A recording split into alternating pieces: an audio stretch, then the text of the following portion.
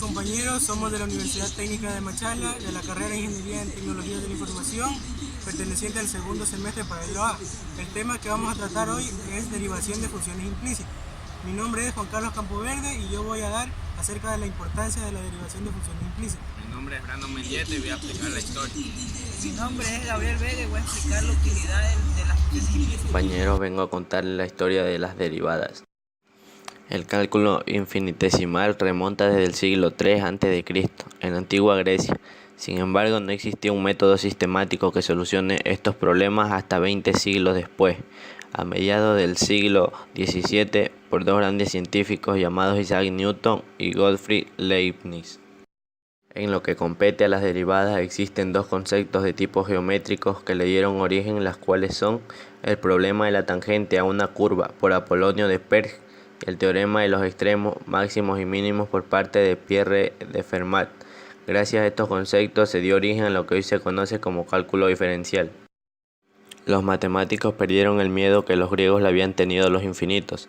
Johannes Kepler y Bonaventura fueron los primeros en usarlo. Empezaron a andar un camino que llevaría a mediados del siglo al descubrimiento del cálculo infinitesimal.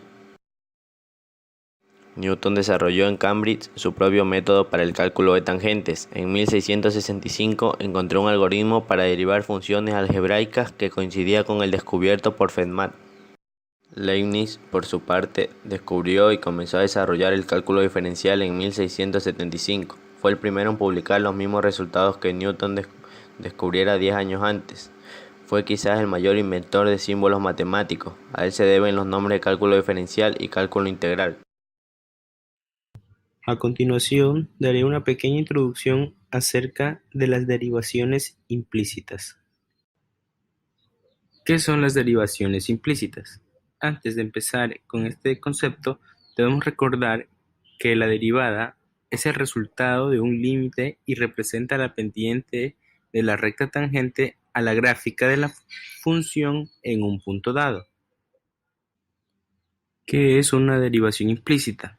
Bueno, la derivación implícita es una técnica que se aplica a funciones definidas implícitamente, es decir, que son funciones definidas por una ecuación en que la y no está despejada.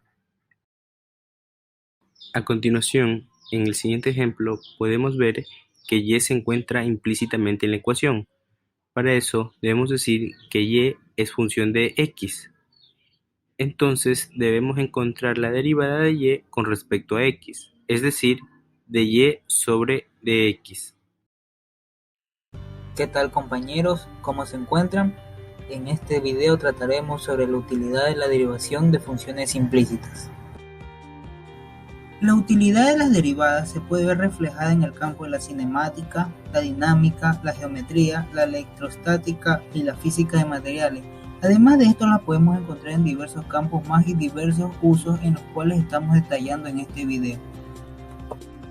Una de las primeras ramas en las que podemos ver que se aplican las derivadas es la cinemática, en la cual encontramos en dos puntos. En la primera, la derivada de la posición con el tiempo es la velocidad, mientras que en el segundo, la derivada de la velocidad con el tiempo es la aceleración. La segunda rama que encontramos es la dinámica, en el cual dividimos en dos puntos. El primero, la derivada del momento lineal con el tiempo es la fuerza, mientras que el segundo nos dice que la derivada de la fuerza con respecto a la posición es la energía, potencial, cinética, trabajo, etc.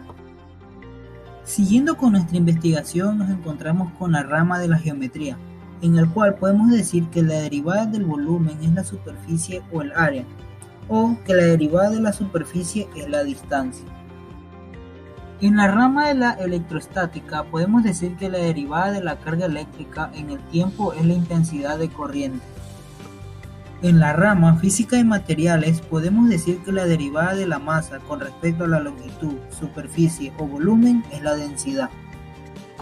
A las derivadas las podemos usar en diversos cálculos, como por ejemplo el de los máximos y mínimos, monotonía y concavidad, extremos locales y extremos en intervalos abiertos, antiderivadas y en el teorema del valor.